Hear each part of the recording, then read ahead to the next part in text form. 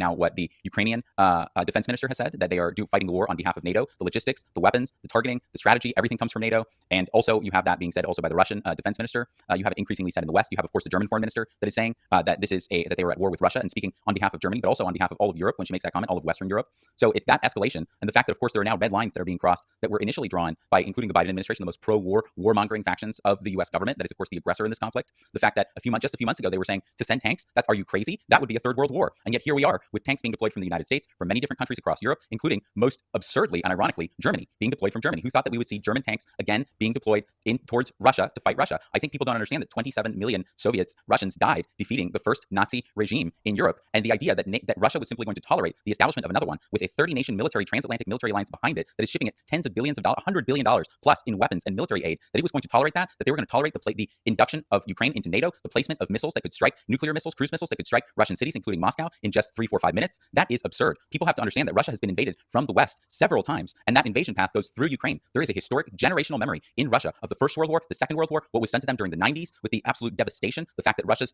domestic products crashed by 50% with the Yeltsin administration that was essentially installed by the United States. That's why Putin has a 70, 80% favorability rating while fighting this war, and that's why he calls it existential. And it's not just Putin, it's all of Russia, it's the Kremlin that agrees with this. No Western country, the United States, the UK, any country in Western Europe could draft hundreds of thousands of people to fight a war without facing a revolution. And yet you see that the leadership in Russia is able to do that because they correctly have assessed with the agreement of the Russian people that this is an existential war being waged by the United States, the UK, and all of NATO against them, with the explicit goal of balkanizing Russia, of cutting it up into multiple different countries and deposing their leadership. If that happened in the United States, there would be a nuclear war tomorrow.